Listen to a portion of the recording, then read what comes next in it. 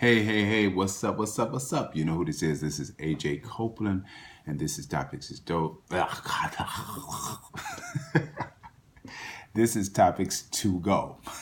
Tongue got tangled there for a little bit. What's wrong with me?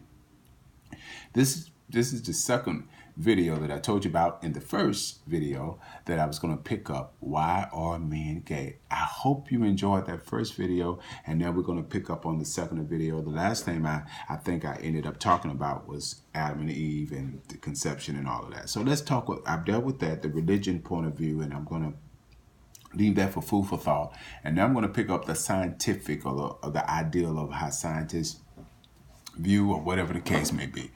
Now, when scientists think about homosexuality, gay, they deal primarily with the brain.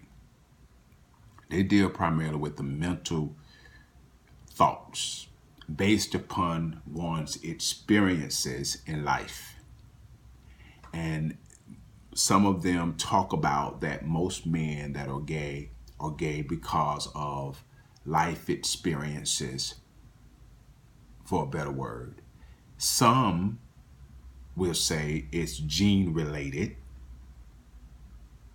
Very few would say that one is born, which gene related, kind of similar to born gay, but born gay means that you were just simply just automatically with no hesitation born to be exactly who you are, and that's gay.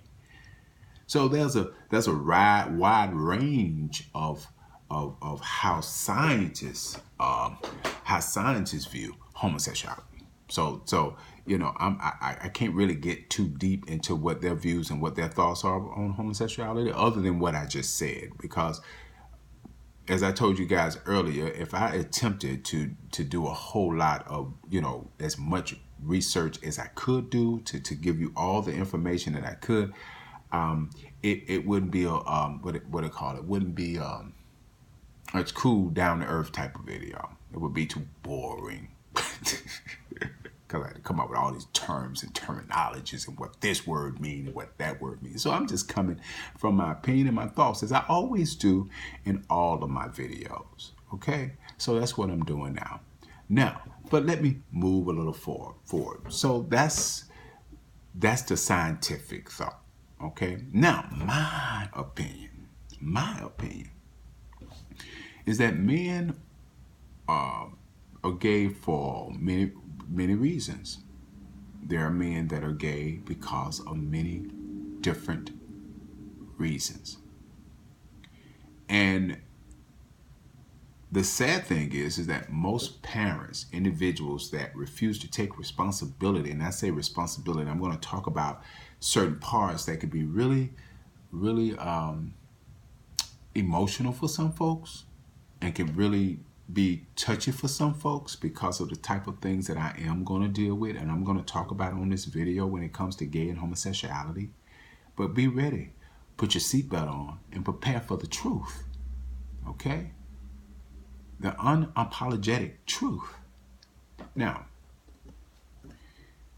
there are men that I believe, in my opinion, born gay.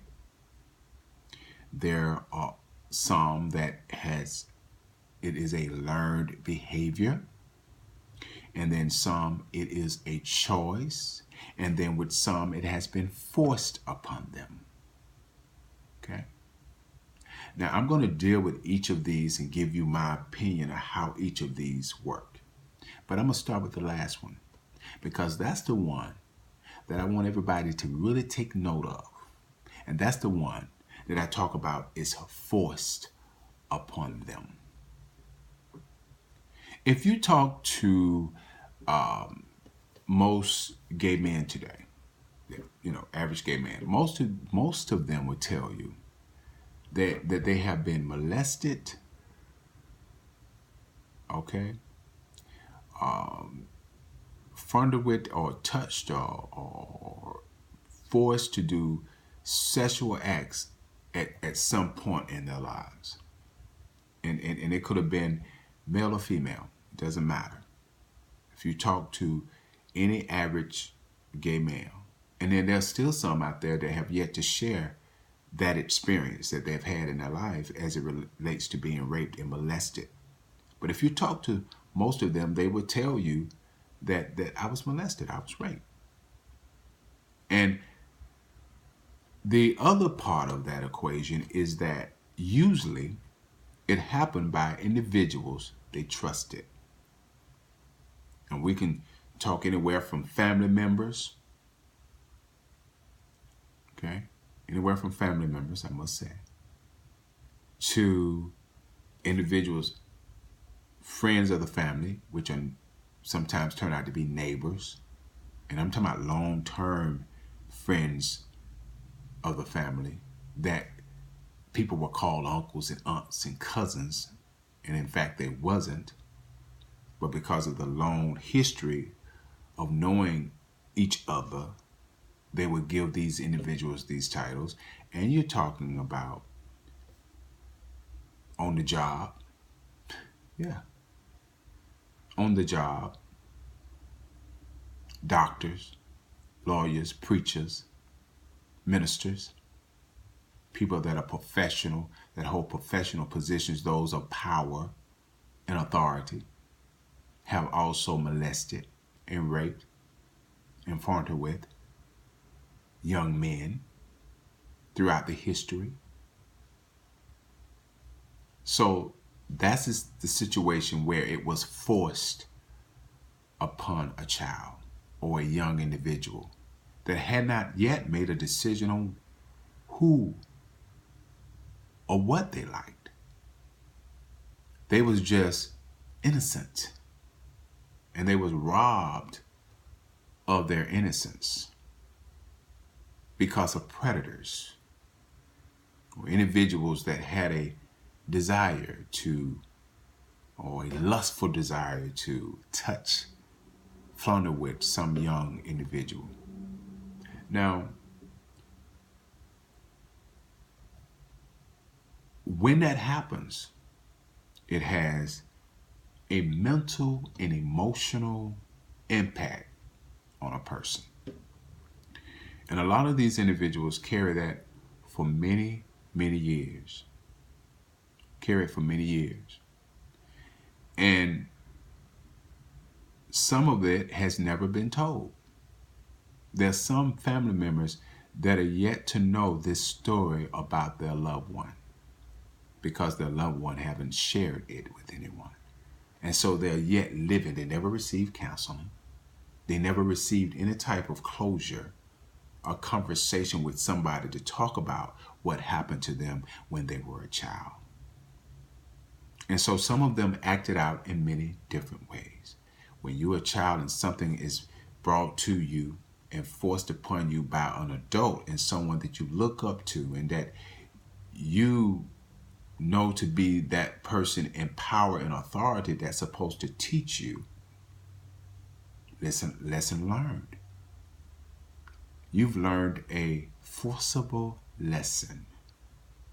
And so it goes on, and next thing you know, that individual find themselves engaging in sexual encounters with the same sex. Not yet identifying anything of being homosexual or being gay or being an individual that falls in love with another man.